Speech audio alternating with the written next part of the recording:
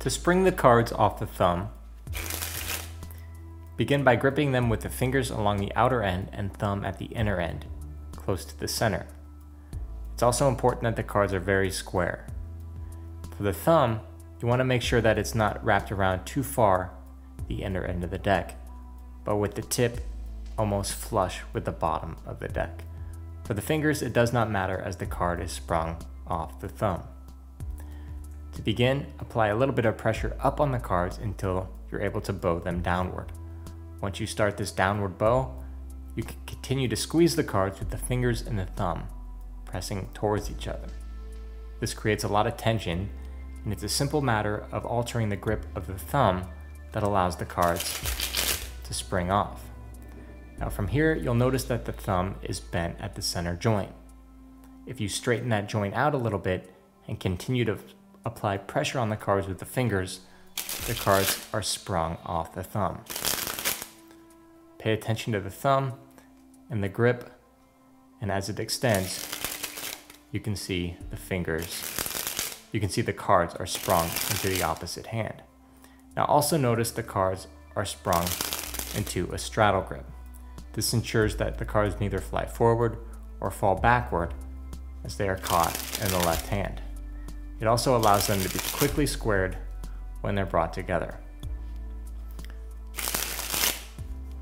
And that's how to spring the cards off the thumb.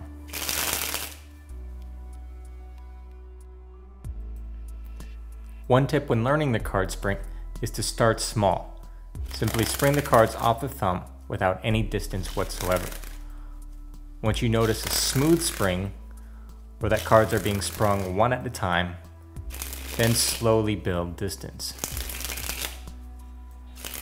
At first, distance is not important.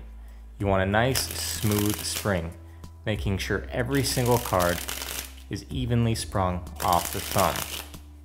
So again, start small and slowly build distance. Also, as you increase your distance, you will need to spring faster. You will not be able to do a slow spring as you are with a small spring.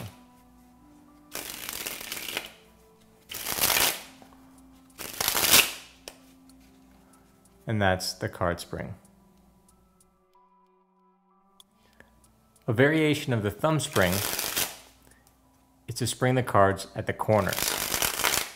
You'll notice that instead of my thumb in the center, I'm placing my thumb on that corner, and instead of my fingers wrapped around that outer end, they're wrapped around the corner.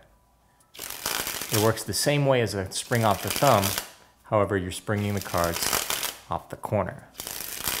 The advantages of this is it allows for greater control of the cards. It's a softer sound, and you're able to spring the cards from side to side as well as upside down.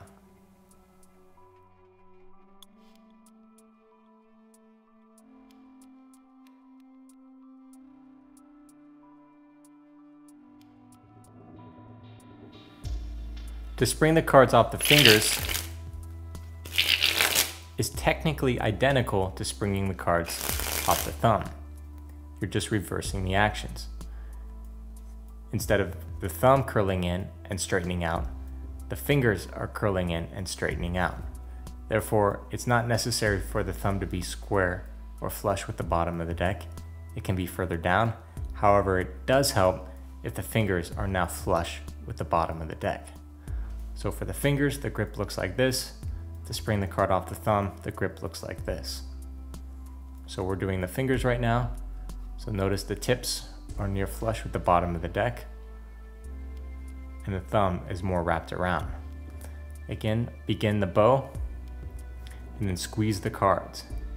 Now you'll notice the thumb is straight rather than bent. You're going to continue to apply pressure with the thumb as the fingers straighten out. And as they straighten out, the cards are sprung off the fingers.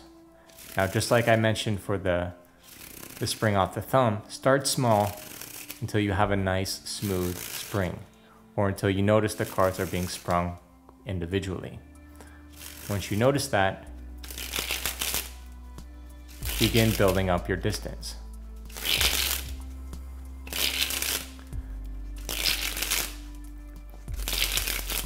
and that's how to spring the cards off the fingers.